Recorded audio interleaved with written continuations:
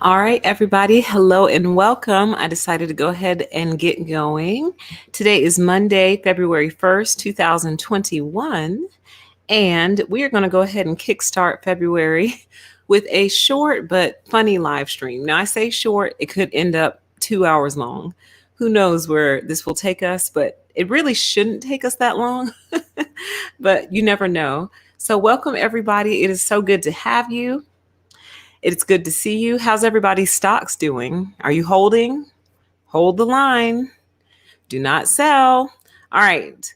First, let's kickstart our show with our very first February sponsor. Our February sponsor is Mama Trauma, the Mama Trauma podcast, with your host, Renika Cormier.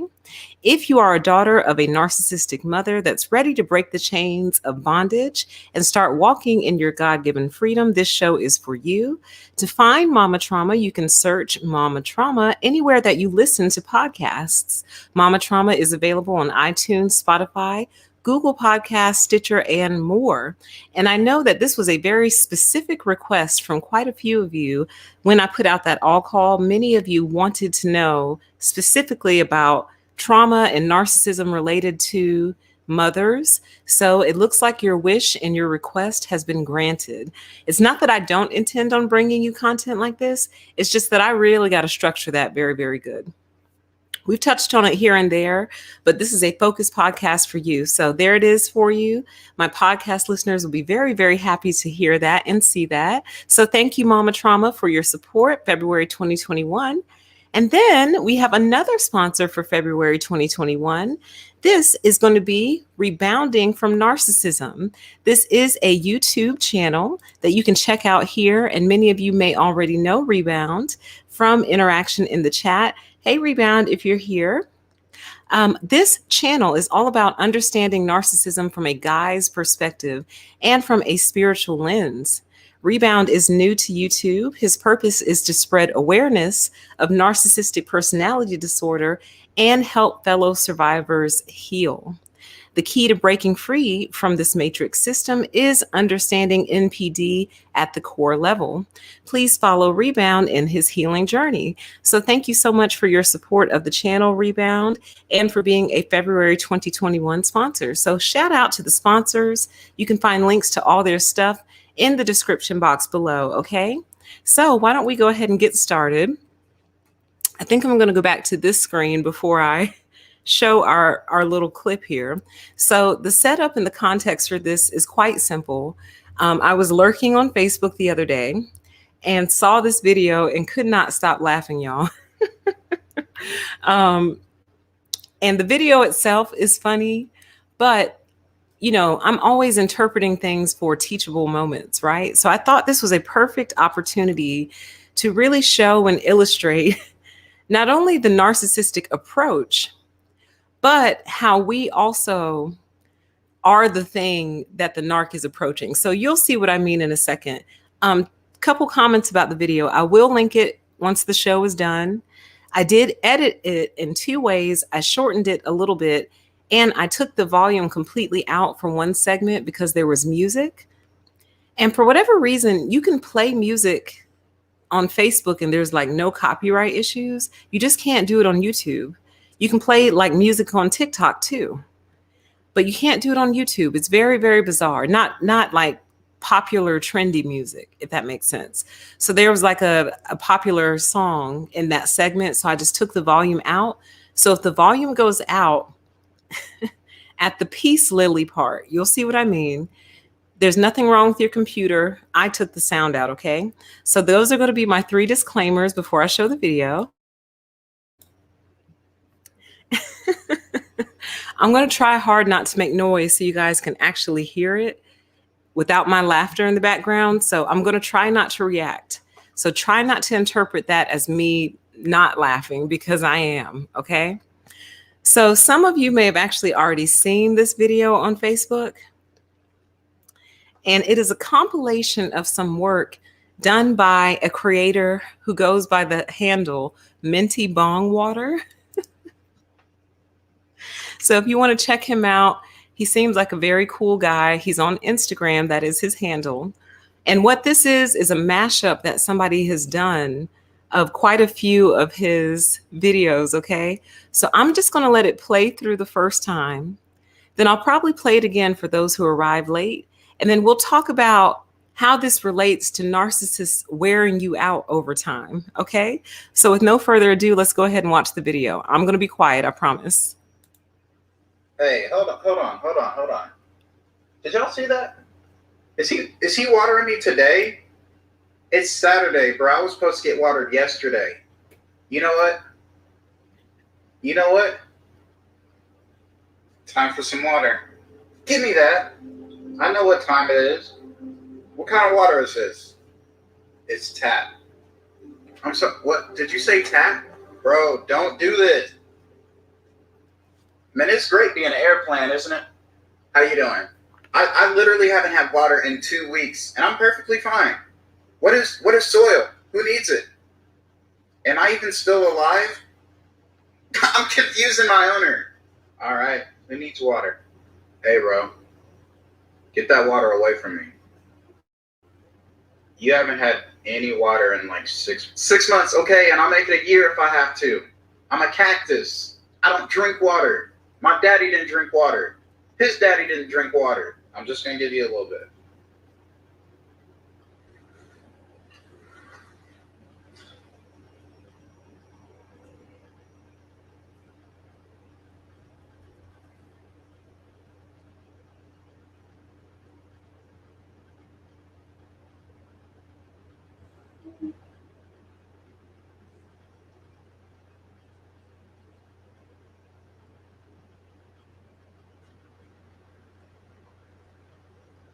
Hey, what's going on? Well, I couldn't help but notice that after you checked my leaves, you moved me a 1/4 inch away from the window. I mean, you'll be okay. It's not going to kill you. Oh.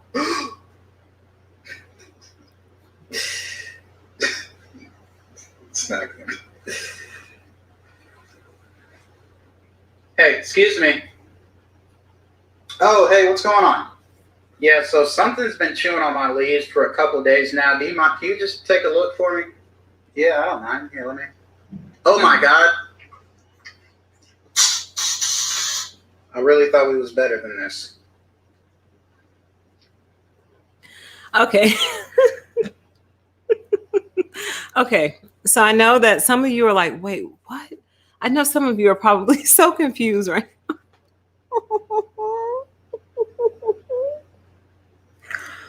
I know some of you are so confused. Okay, so what we're going to do is we're just going to back it up, okay? So remember, the title of this video is Narcissists Will Wear You Out, and here's why, okay? So this video is called If Plants Could Talk. So it's the premise and setup is this guy walking around taking care of each individual house plant, and how very easy it is to kill them if they don't have their very specific needs met, okay? All right, so now, with that in mind, I'm going to play it one more time just in case either you missed it, didn't get it, didn't see it, and then that'll be the only replay, okay? And this time I am laughing, okay? Hey, hold on. Did y'all see that? Is he watering me today? It's Saturday, bro. I was supposed to get watered yesterday. You know what? That's it. Time for some water. Give me that. I know what time it is. What kind of water is this? It's tap. I'm sorry, what? Did you say tap? Bro, don't do this. Gone. Man, it's great being an airplane, isn't it? How you doing? I literally haven't had water in 2 weeks, and I'm perfectly fine. What is soil? Who needs it? Am I even still alive? I'm confusing my owner. All right, who needs water? Hey, bro, get that water away from me. You haven't had any water in like six months, okay? And I'll make it a year if I have to. I'm a cactus. I don't drink water. My daddy didn't drink water. His daddy didn't drink water. I'm just going to give you a little bit.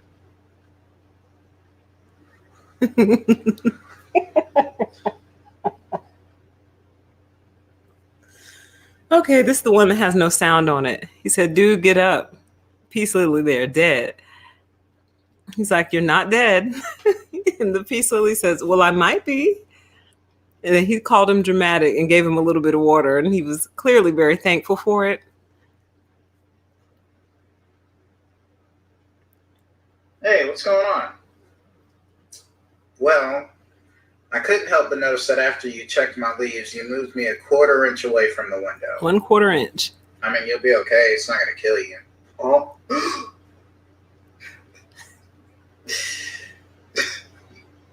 It's not going to. Hey, excuse me. Oh, hey, what's going on? Yeah, so something's been chewing on my leaves for a couple of days now. Do you mind? Can you just take a look for me? Yeah, I don't mind. Here, let me. Oh my God. I really thought we was better than this.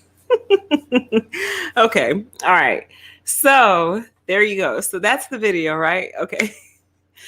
So I think it's hilarious. I think it's super, super funny. And I think it's a perfect setup just for a quick conversation about how narcissists will wear you out over time. And I think anyone who's ever tried to grow anything in a garden, house plants, anything can relate to this video. Maybe that's why it's so funny to me, because last year was my real first attempt at gardening. And y'all, it was so funny. But it is so therapeutic, and you really learn like a lot of life lessons in gardening. And I was going to do a series called like Lessons from the Garden, but someone already has a series called Lessons from the Garden or something like that she named it. So I don't want to like bite her series, but I have to figure out a way to communicate the things that I've learned and am learning through the process of gardening. But one of them is the sensitivity of these plants, man. So I tried to grow a watermelon last year, right? And she was doing great, actually. And she actually put out tiny little baby watermelons, y'all. My heart, I can't handle it. They're like the size of your pinky nail. They're so freaking cute. But I planted her too late. So, and they really, really, really need heat. So there's a perfect example. Like, you're not going to plant a watermelon and then have it cross over into the fall and have success. You're just not. You're not. So I think one of the first things that gardening teaches you is that you are not going to override nature. Now, you can supplement it, you can trick it, you can create artificial circumstances, but like if it's outdoors, you're not going to override nature. So anyway, I say all that to say I went to transplant my watermelon because, understand, I never expected her to actually live. I just dropped a seed from one that I had eaten into some soil, and I was like, this thing's not going to grow. Well, she grew, and she eventually outgrew this little pot that she was in. So I was like, well, I have to move her or she'll die. So there's another lesson. Okay. Like, you can't just restrict something because you want to restrict it. If it needs space, it needs space. You understand? Like, I can leave it in this pot if I want to, but it will kill over and die, just like the plants in that video did. Okay. So here's what's making me laugh, though. I got her soil all prepped, uprooted her, put her in her new soil, packed her in, watered her in. She was perfect, right? I turned my back for like 5 minutes and she basically had fell over and died, like this flower in the in the picture. And I said, oh Lord, oh my God, she's dead. What happened? You know what I mean? So then, like, I gave her a little bit more water. I forgot how I revived her. But just know we went through a process of me turning around and she was perked up and fine, and then turning around an hour later and she'd be flopped over dead. And it was then, and we went back and forth. She eventually recovered enough to flower and put out baby watermelons. Okay. So there is, I guess, somewhat of a happy ending. But if you had seen the way she just fell over, y'all, it was so pitiful. Like, girl, get up. What are you doing? But it was then that I learned that watermelon plants are very, very, very sensitive, including to sunlight. They don't like the sun either. Not like you would think. You would think a watermelon plant would want to be out in the sun all day, right? Nope. She'll fall over and die again. And I would go out there and go, oh my God, you're falling. And I would have to move her into the shade for 30 minutes. She's perked back up. So it's like this elaborate dance. But the whole point of me telling you that story is, had I not respected her, I respected everything about her except the time of year that she needed to be planted. Oh, she was in a pot. Sorry, I guess I should have said that. So she wasn't right in the ground. She was in a big pot that I could pick up and move. So I guess I should have said that. I left that part out. I respected everything about her except the time of year that she needed to be planted. And for that reason, she did not fulfill her mission. She kind of did. I'm going to see if I can find the pictures I have of that little baby, those little baby watermelons. Y'all, if you've never seen one, like your heart can't take it. Like you want to keep it forever. I actually think when it gets warm this year, I'm going to try again. And I think I might just pluck one of the babies and try to keep it in resin because they are so cute. Like you would never imagine, like they literally are little watermelons. But anyway, my point is, had I respected the time of year she was supposed to be planted, I probably would have had some melons to harvest. You understand? So, and also, by the way, guys, I am not calling the guy in the video a narcissist. I should have said that at the beginning. I would hope that would be obvious, but you would be surprised. Clearly, the video is comedy. Clearly, he takes good care of his plants. Clearly, he loves his plants. He knows them well enough to know what would kill them, which is kind of what made the video funny. So I'm not calling that guy a narc, just in case anyone was wondering. However, the narcissistic approach to things like plants, pets, people is one of one size fits all. So you're a plant and plants need water. So here's some water and now your plant is dead. And a perfect example of that would be your succulent plants, which I have quite a few of now. And I did not see that coming because some of them look very strange to me. And I don't like strange looking things around me. But some of them are so cute, y'all. Like so freaking cute. And I can't handle it. So I have quite a few succulents now. And one of the first lessons I learned about succulents is they don't like water that much. Like the cactus in the video. The cactus was not interested in your water. And that's why when he gave it to him, he killed over and died.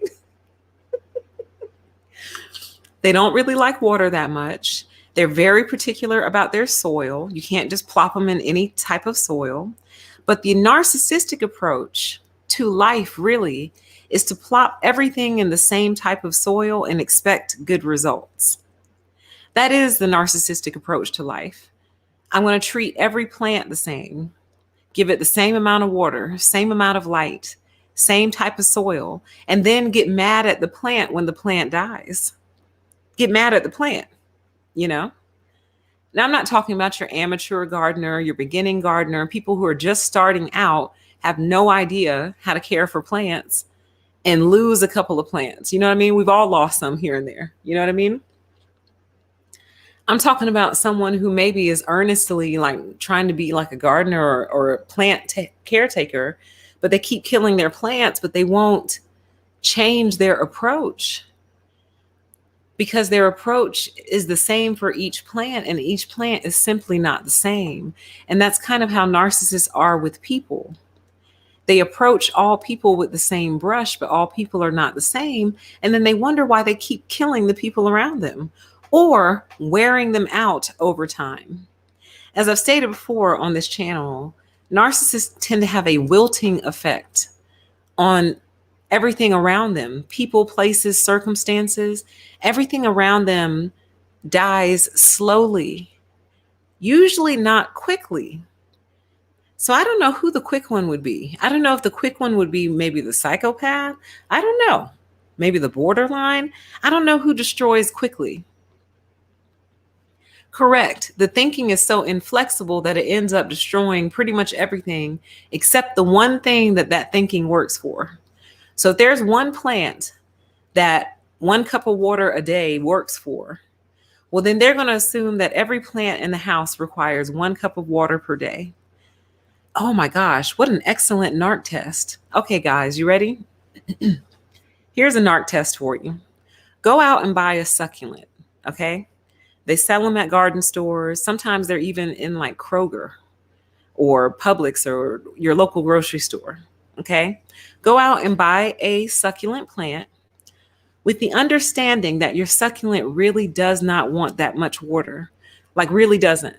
They say the soil is supposed to completely dry out, and then you wait a few days and then you give it some water, right? So basically it goes completely against your instinct, because your instinct is, well, plants need water, right?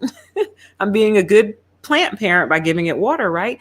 Not all plants are the same. Every plant has different needs. It's the same thing with people. But here's your NARC test.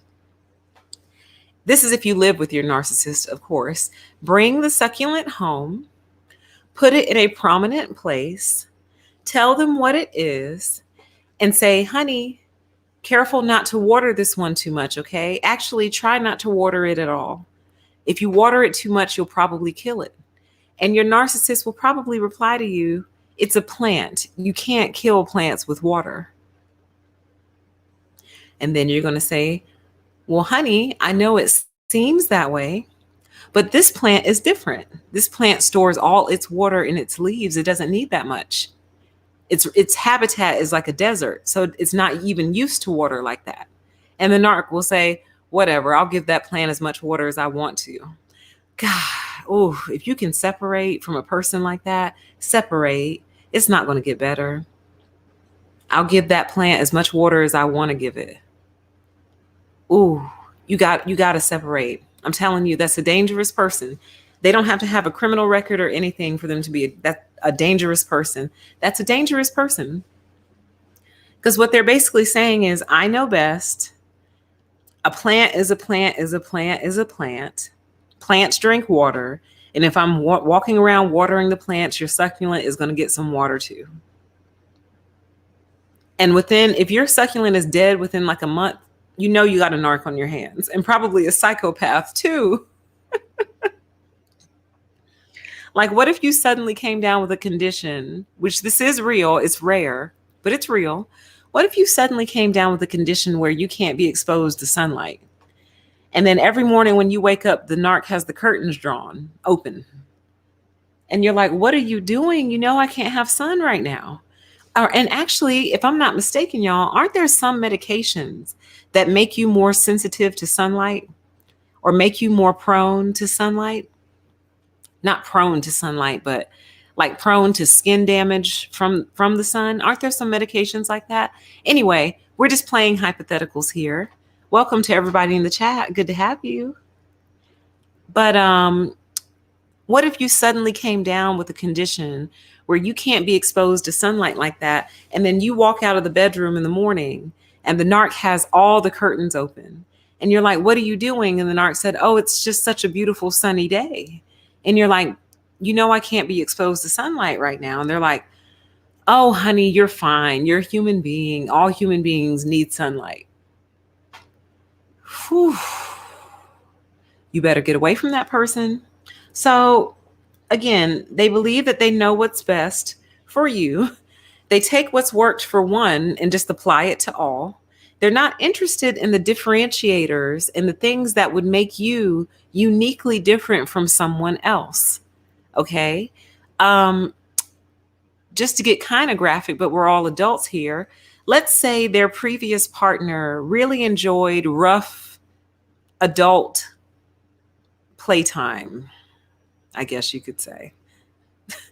Like really rough, like borderline, like what's wrong with you? Rough, right? Then they broke up. They're no longer together. They get with you and they try that same rough adult playtime with you. And you say, oh no, I'm not into that. Whoa, what are you doing? What are you doing? No, I'm not into that.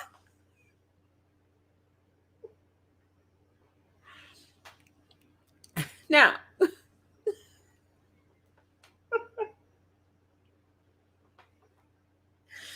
oh God. Okay.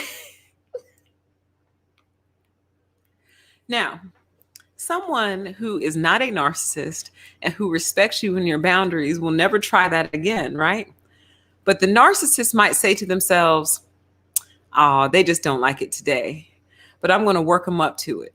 I'm going to build them up to it. They'll like it eventually. I'm going to work them up to it because all women like this, or all men like this, whatever. Everybody likes this. So I'm going to pull this trick out of my bag and see how it goes. Thank you so much for the for the super chat. Nikki, it says, I get it. I'm a college professor and think outside of the box is encouraged, but you only get support if it's inside of a box they've tried before. Entrepreneurial spirits dead in academia. Right. Oh, it's so sad. Y'all, I have a whole rant inside of me.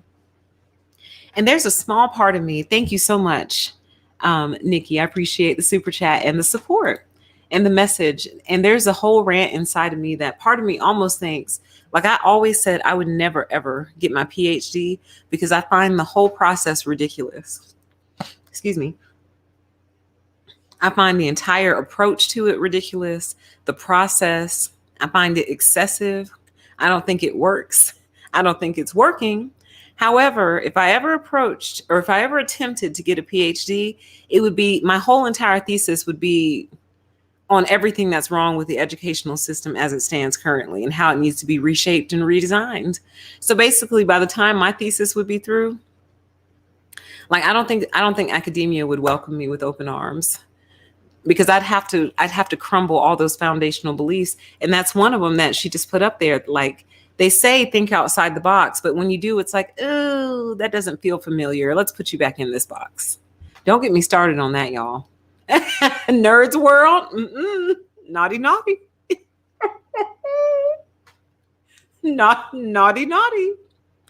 But do y'all get my point? Thank you for the super chat again. Do y'all get my point though? Just because your last partner liked all of that extra stuff doesn't mean that I will. And it doesn't mean the next person will. You see what I mean? But now y'all are making me laugh. But the narcissist does not like to adjust, because adjusting is too much like accommodating you and accommodating your needs. And you must understand that the narcissist believes themselves to be beneath, the narcissist believes you to be beneath them. So if you are beneath them accommodating you is kind of like a master being kind to a servant. Do you understand? Thank you for the super chat, Nikki. It says, I did, and I get paid to be told how to think. Triggering. This is triggering. This is so triggering for me. So triggering. Thank you for the super chat. Well, you can get some therapy here. You're more than welcome to come here and tell us exactly how you feel, because we feel the same. And we relate and we understand. If no one else understands, I understand. But they don't like to adjust, because adjustment is too much like kindness towards you. You know what I mean? Like, why should I have to adjust my approach towards you? You know what I mean? But they definitely want you to adjust their approach towards them. They expect it. A narcissist, that is. But they adjust their approach towards you. They can never dream it, you see? And so that's why things that are often in their care or exposed to a narcissist too long get worn out, completely worn out. They fail to thrive. They decline over time. They wither over time. They wilt over time. Because the narc just does not care to adjust to the nuances that truly we all have. We all have nuances. So to me, the most successful relationships, especially those where the two partners live with each other, are those where the other person is completely, let me rephrase. Both partners are completely fine submitting to each other's nuances, basically. Now, see, for some people, that's a lot. And for those people, I recommend just living alone. There's nothing wrong with that. I think you'll find your greatest peace, because then if something's wrong in the house, you only have one person to blame, really. There's nobody infringing upon your permission to exist, because there's no one else there to do so. But when two people live together, it's so easy to do it. And sometimes we do it by mistake. But the most successful couples are those who are just like, you know what? He hates the smell of coffee. So I just wait for him to leave in the morning and then I make my coffee. And by the time he gets home, the smell has aired out. It's not about whether or not you find that ridiculous. You see what I mean? It's not about that. You know, you could love the smell, like, and maybe the first time your partner told you that, you were like, oh my God, really? Like, you don't love that smell? I love the smell of coffee. Really? They're like, I hate it. It makes me nauseous, right? Now, the narcissist is, first of all, the narc is going to test it first. So let's say y'all just started living together, right? The narc partner is going to go, okay, yeah, they hate the smell of coffee. Let's see. And they're going to brew a nice fresh batch first thing in the morning, Colombian. And if you're the partner who hates the smell of coffee and you come downstairs to a big pot of coffee, you should probably exit that relationship immediately. Like, I don't care if you signed a lease, pay the lease breaking fee and get out. Because either that person's memory is so bad. Now, we're not talking about honest mistakes. Like, we're really not, y'all. Like, they thought you were gone and you weren't. And you come down the stairs and they're like, oh my God, I'm so sorry. I thought you were gone already.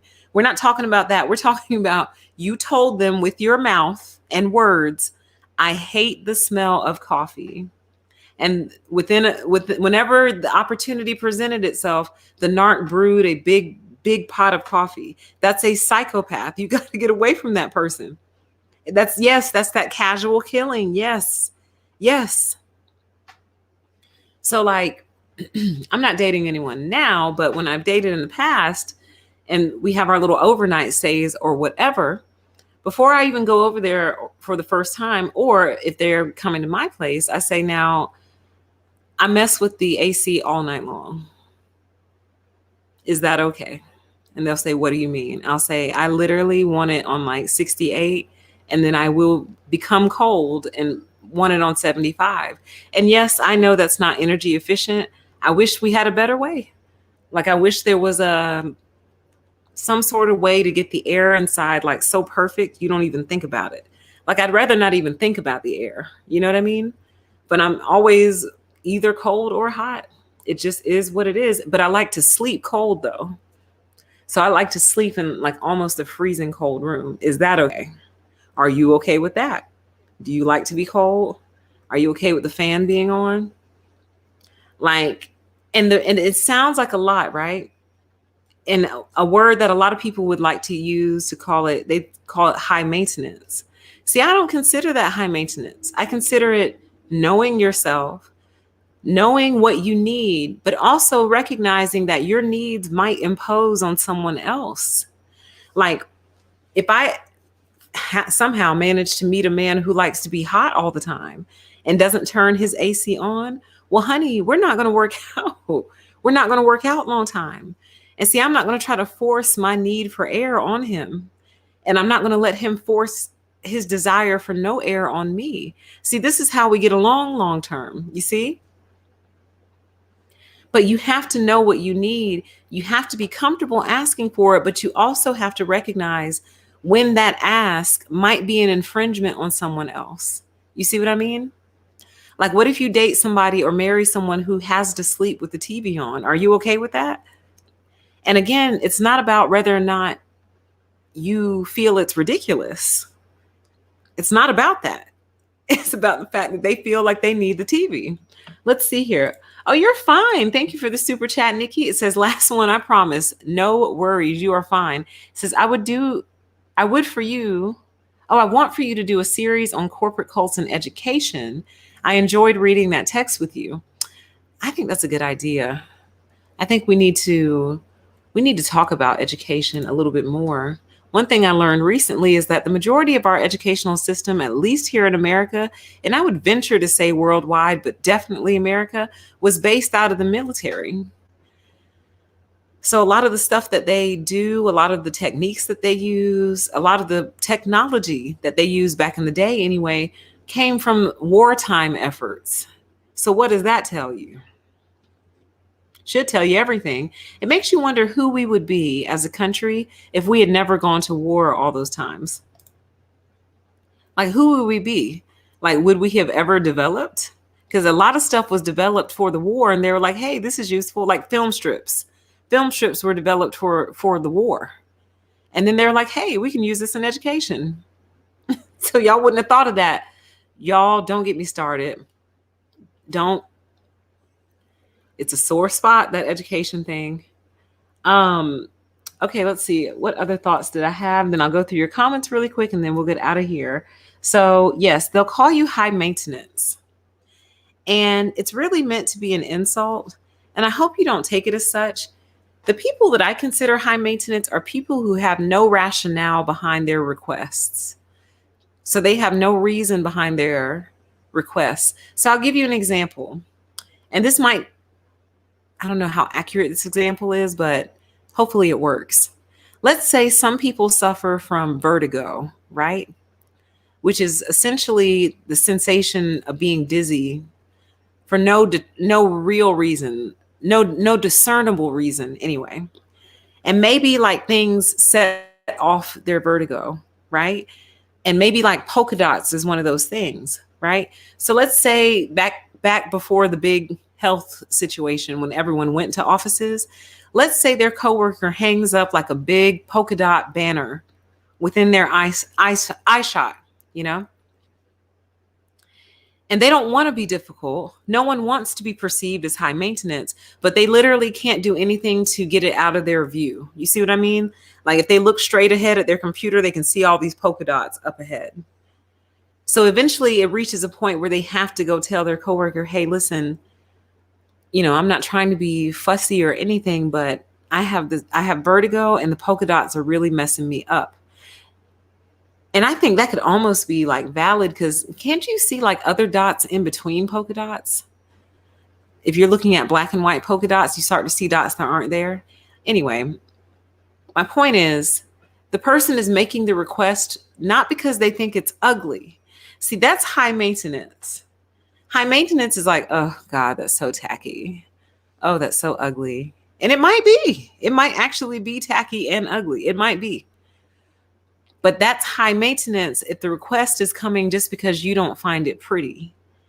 But if the request is being born out of the fact that it physically is messing with your eyes and eyeballs and brain, that's not high maintenance. Do you see the difference? But a narc will turn around and say, any request you make, you're being high maintenance. You see what I mean? So in the video clip that we watched, his plants could be considered high maintenance. He had air plants that required no water and no soil whatsoever. He had plants that don't drink tap water or they'll die. He had plants that have to be watered on a very, very specific schedule or they'll kill over and die. The cactus doesn't want any water at all. You know, his dad didn't drink water. His dad's dad didn't drink water. You know what I'm saying? You know, and the bonsai tree is very particular about where you place it in the sunlight or it'll get all fussy and weird. You know, your succulents kind of want water, but not really. And if you give them too much, they'll die. But if you give them too little, they'll die too. So you kind of have to gauge it. And also don't put them in just any type of soil. Light, fluffy, airy, can drain well type soil. Like, so plants could be considered high maintenance. But if you don't approach them on their quote unquote high maintenance schedule, you will kill them all. So that's kind of the main takeaway from this is that, first of all, differentiating between actual high maintenance and actual needs, and then recognizing the people who refuse to meet big and great and small needs. You know what I mean? Because they feel like they're ridiculous or they feel like you don't need it or they feel like, you know what I mean? You should be grateful or deserving. So I'll give you a perfect example. You guys know I have 2 cats and a dog, right? Well, for a long time, both cats would eat this very one specific brand of food. But over time, I noticed that one cat just would not eat it. She just refused to eat it, right? And I was like, dang, man, I just bought this big old bag of food, but she won't eat it. She will not eat it. So I went through several smaller bags just to kind of make it more of a sample size until I finally found a bag that she will eat. And now that's the brand that I buy. And I just leave out the other one for the other cat. She'll still eat the other one. And now the other cat has two options to choose from, basically the original that they both used to eat, and the new one that only the one cat will eat. She won't touch anything else. She's so particular and so funny. But imagine if I had said, oh, you're going to eat that food. Oh, I paid good money for that food. You're a cat. That's cat food. So eat up. Well, I guess you'll be starving to death. Better eat up. You see what I mean?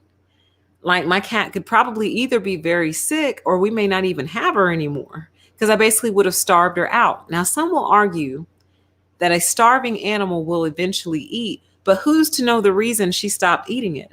I can't ask her. I can't tell her to tell me why you stopped eating this food. I can't make her tell me. She just stopped. And me paying attention to that and being willing to adjust to her needs, she's happy as a clam now. And now I'm just praying to God that she likes this one long term.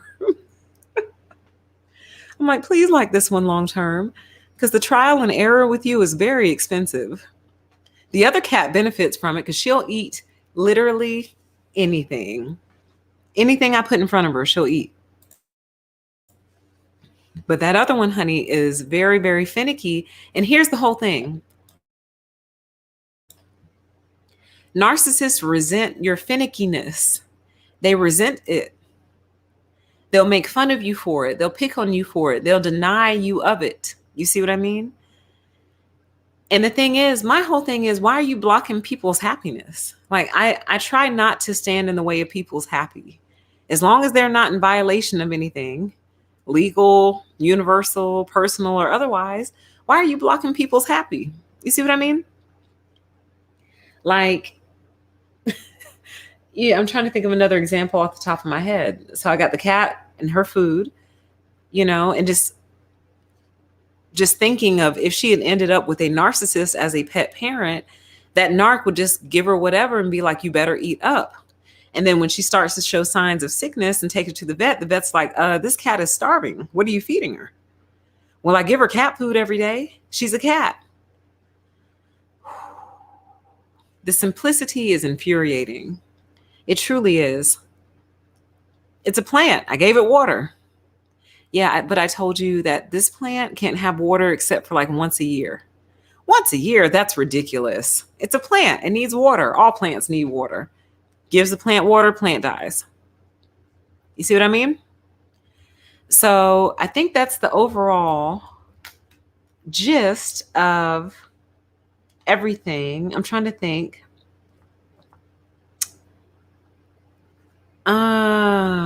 Is there anything else? I think that's pretty much everything. I want to go through you guys' comments really quick, and then we'll get out of here. Welcome, everyone. Pretty quick show. Not too long, but hopefully impactful, and hopefully I get my point across. Actually, I'd like to play. Can I play the video one more time just for those who came late so y'all know what we're talking about? So this is the video we just got through talking about. I'm going to play it while I look through some of your comments, okay? Hey, hold on. Did y'all see that? Is he watering me today? It's Saturday, bro. I was supposed to get watered yesterday. You know what? Time for some water. Give me that. I know what time it is. What kind of water is this? It's tap. I'm sorry, what? Did you say tap? Bro, don't do this. Man, it's great being an airplane, isn't it? How you doing? I literally haven't had water in 2 weeks, and I'm perfectly fine.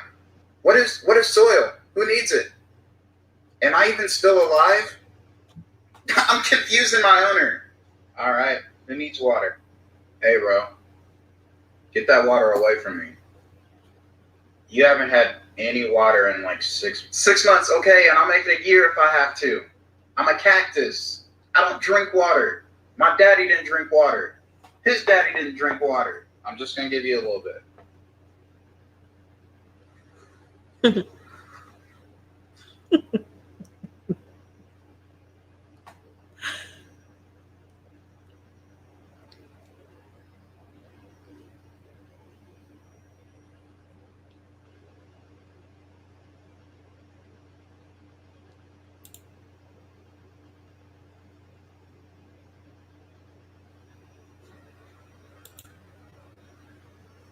Hey, what's going on? Well, I couldn't help but notice that after you checked my leaves, you moved me a 1/4 inch away from the window. I mean, you'll be okay. It's not going to kill you. Oh.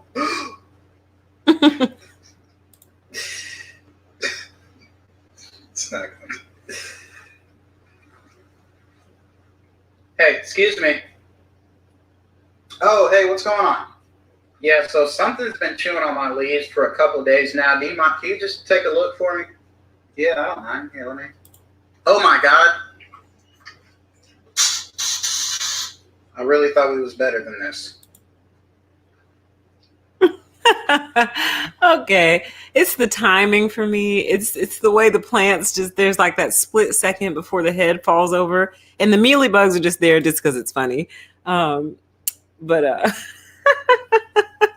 I love that video. Let me see here. Let me go ahead and actually let me link it for you guys so you can watch it yourself, so you can see the full thing, the real thing for yourselves. It's going to take you to Facebook, though. It doesn't seem to exist outside of Facebook.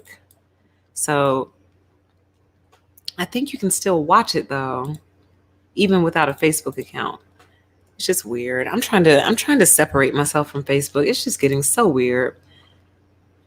Like I really don't use it. I told y'all I lurk on Facebook, but I don't even want my lurker account anymore. I just want the whole thing off my phone and like out of my life. It's weird. I saw a couple of comments. Someone is actually in a PhD program praying for you. Bless your heart. You're a better person than me. I don't know how you can do it. I don't know how you can stand it. And I think, and there was another comment, I forgot what it said, but I think the way I'll frame my show is going to be called Academic PTSD, because that's kind of the spirit of the comment I saw, that they had to basically get some mental health therapy after dealing with academia. Academia will mess you up, man. Academia will mind F you like nothing else. And so I think I want to talk about it and talk about why that is. So thanks for the idea. Let's see what else we have here. Yeah, I thought this was good. It says their brains think robotic, rigid rules, and then how they then try to brainwash others to think, yet they never follow any rules themselves. Exactly. So rigid, so one track, so simple, so simplistic. The simplicity is truly remarkable. Like, hey, here's 3 plants in front of you. This plant needs to be watered every day. This plant needs to be watered once a year. And this plant, like once a month or so. Can you handle that? Yeah, sure. What do? They go water every single plant, not only every day, probably a couple times a day too. And kill it immediately. Now, I want to say something. I know it's going to be misinterpreted and misunderstood, but I'm going to say it anyway for those who can actually understand what I'm saying. These are the people who mess up recipes a lot. Now, hear me out for all my chefs, sous chefs, cooks, and everyone in between in the chat. I know that you can take a recipe and tweak it and subtract and add to it and like swap out ingredients. And you know what I mean? Like, I'm not saying that just because it's a recipe printed on a piece of paper or online, that it's perfect and needs no modification, nothing. That's not what I'm saying at all. And even with me saying that, I know it's still going to come out wrong or be heard wrong, but I don't care. I'm saying it anyway. These are the people who mess up recipes a lot. Why? Because the recipe said 3 cups of flour, you put in 4. Why? The recipe said no salt, you put in 2 tablespoons. Why? Because the recipe said 350-degree oven, you put it on 425. Why? Because you're thinking is heat. So if heat is hot and heat is heat, well, maybe if I put it on 425, it'll cook faster, right? That's the logic, right? Recipe says put it on 350. You put it on 400 because you think, well, it'll cook faster.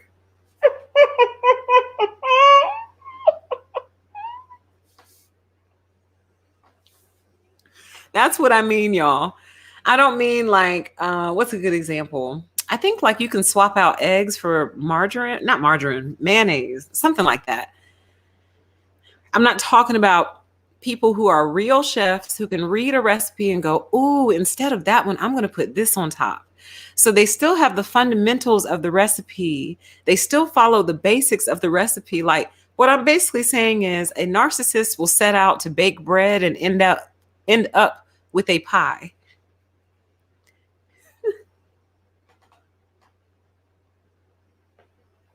You see what I mean?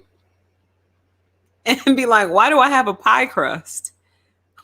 Because you didn't follow any of the directions.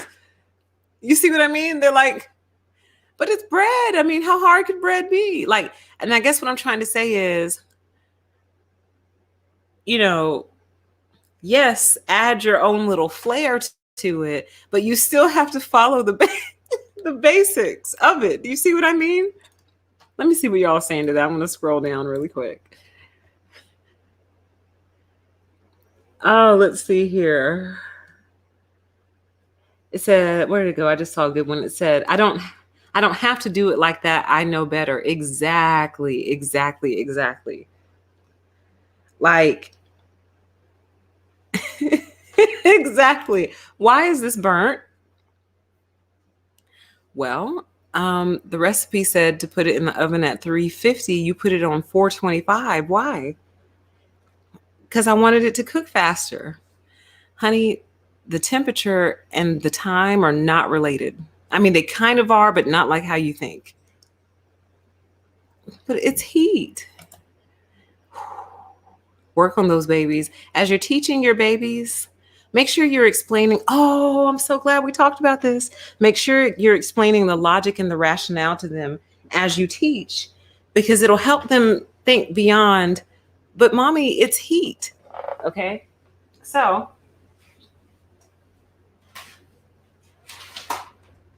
where is it? Oh, it's so stuck to something else. Let me see if I can get it off. Hold on. Ugh. There we go. Here, puppy. Here you go. You can have it. Good girl. There you go.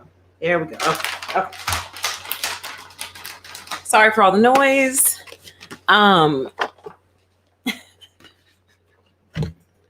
Okay. So remember the other day I said we don't teach enough anymore. Part of the reason that our critical thinking skills are lacking these days is because we don't teach exactly the process. Exactly. So I bought a new pizza pan because I had one and had had it for years and it was done, y'all. There was no saving it. You know how you can kind of save some pizza pans with a good like soak and you can do all that. It was done. It was finished. It really was. So I let it go and I went ahead and bought myself a new pizza pan. So I was reading the back of the little paper that came on it before I threw it away. And it says, let me see. Okay, I'm going to spare you all the other ones. I'm going to read the most important part, okay? It says, do not use dishwasher detergent tablets or capsules. The concentrated cleansers will damage the nonstick finish on bakeware. And my heart lit up because normally, or at least in my experience, all they would put on there is, do not use dishwasher detergent tablets or capsules. And that would be it. And it would be like, okay, but why though? Why not? Like their dishes aren't. So I absolutely love that this company put on here, don't use them, and here's why. The concentrated cleansers will damage the nonstick finish on bakeware. Well, who knew? I didn't even know those things could damage bakeware. So now I get to take the knowledge that I learned with my pizza pan and apply it to other pans I buy in the future who might have a similar finish and be like, I wonder if I can use the little dishwasher packs on this one or not. Probably not. I'll err on the side of caution. And that's how knowledge is transmitted. Because who would ever guess that? Who would guess that they would make anything that could damage a dish? You see what I mean? Exactly, Rainbow. When it comes to the recipe thing, learn the rules first, then you can break them, right? So a perfect example of that would be like, let's say, since we're talking about pizza, let's say you're getting ready to bake a pizza. Let's say the recipe calls for 20 minutes at 400 degrees, right? So you're watching it, and around minute 17, it's starting to look done. And you're like, that pizza looks done to me. And you're like, but it said 20 minutes. Ugh. So you're watching it. And then at some point you call it like around minute 18, right? And the pizza is perfectly done. So what just happened there? Exactly. Let me display this real quick. You learn the rules first, then you can break them. So what happened is you learn the rules of pizza in the sense of, well, I kind of know what it's supposed to look like anyway. And you also know that ovens aren't perfect, recipes aren't perfect per se. You have to keep an eye on it, right? So I think that's a perfect example. Because if you had left it in till 20 minutes, you would have burned it. You see? So a narc is also literal in that sense. Like, my pizza burned, but it said 20 minutes. Right. Putting together something, but not reading it. Yeah, exactly. Exactly. And I get people's desire to feel like they're mechanical and, they can do these things. But my philosophy has always been, maybe if I just do it exactly how they say do it, I won't have as many problems, right? Maybe if I just put this bookshelf together exactly how they say put it together, maybe it'll stand and stay up. You never know. Maybe we'll learn what all these little screws are for as we go along the process. But narcs kind of hate that kind of stuff. They just want to be able to just crash bang in there and do it. So hopefully I made sense with the recipe example. Again, I'm not saying you're a narcissist if you have a recipe and you start tweaking it to your liking. That's an expert at work. That's someone who knows how to cook. What they don't know necessarily are like the baseline ingredients, the proportion of those ingredients, how hot the oven should be. Should you leave stage 1 in the fridge overnight and then bring it back the next day? You see what I mean? Like, that's what they don't know, but they might have like I don't know. You guys get my point. The more I say it, the more I feel like I'm messing it up. But I think you all understand exactly what I'm trying to say. Okay. Let's see here. Still scrolling your comments. Oh, a super chat I missed. I'm sorry. Eyes to see. Thank you. It says they like to take your light away from you. Absolutely. And they like to grind it out over time too, I think. It's that slow drain that they're into. All right. Let's see. Oh, man. Yeah, that video was awesome. It was so funny. Let's see. I'm glad you guys like this. I'm glad it makes sense. Like, it's such a not a meditation, but it is kind of a meditation in a way. Like, if we treated every plant the same, all of them would die except the one plant that works for. And just kind of meditating on that and meditating on how we don't get angry that our plants need certain things to survive and thrive and be healthy. We don't get mad at them. So why do people get mad at people if we need certain things, no matter how ridiculous? Like, remember the bonsai tree got moved 1/4 of an inch away from the window and fell over and died? It's like, you are so sensitive. Are you serious? But they are, though. It's like, and that's how we are too, though. And I think that's what wears people down over time, when they don't get those little needs met, little, great and small. But for some reason, I feel like it's the small, nuanced needs.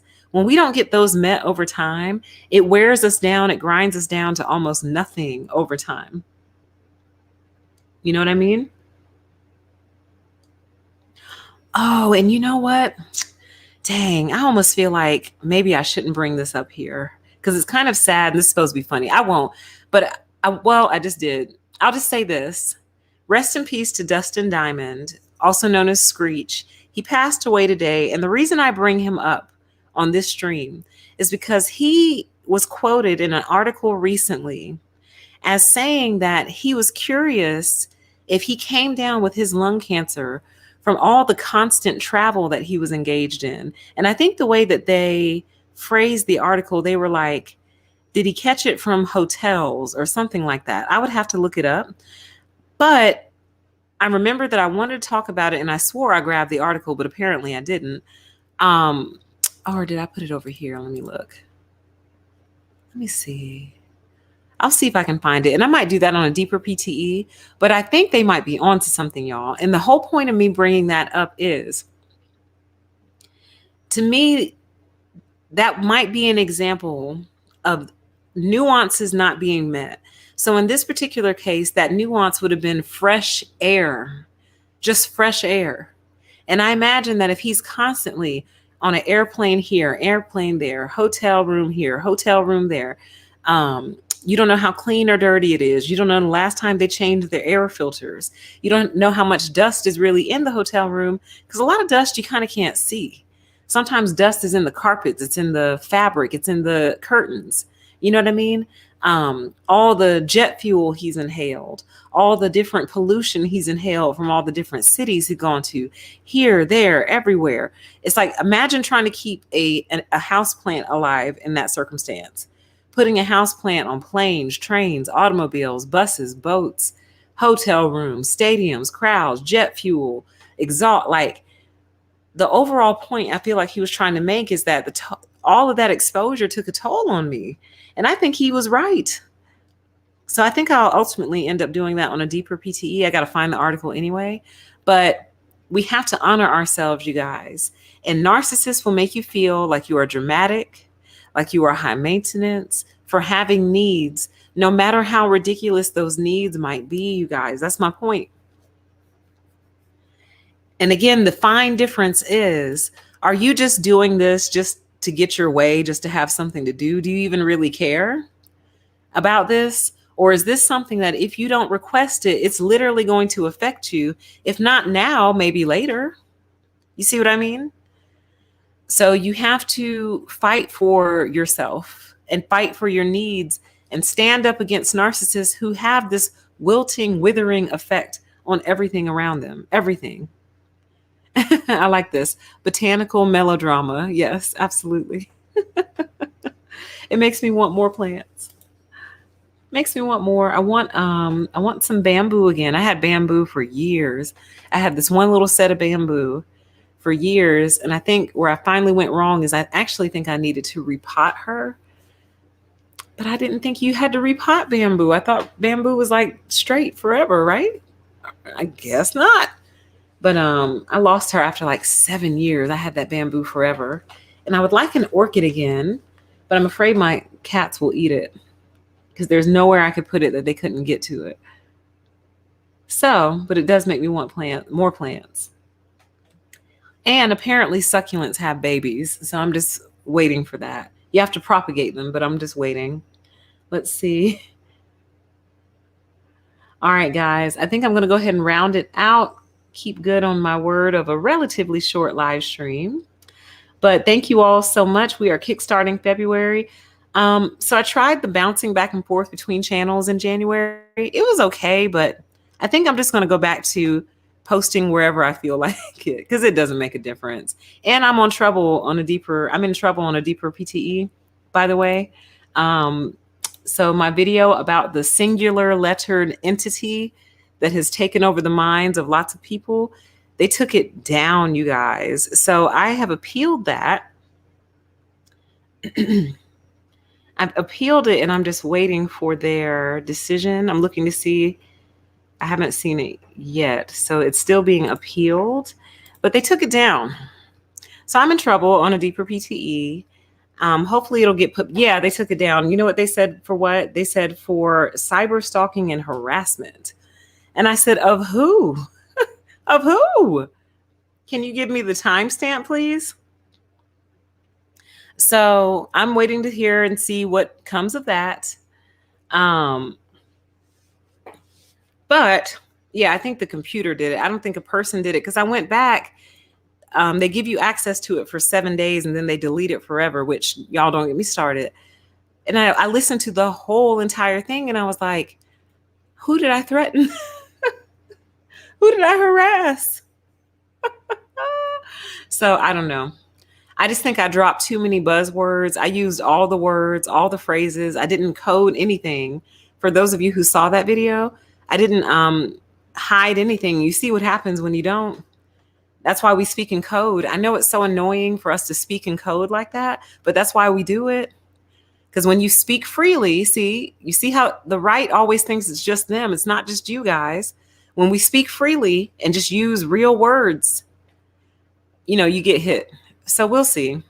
But I'm glad that those of you who did see the video got a chance to see it and got your education about it.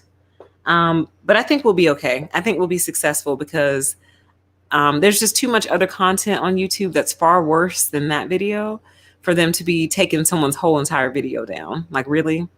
Don't get me started, y'all. We were just wrapping up.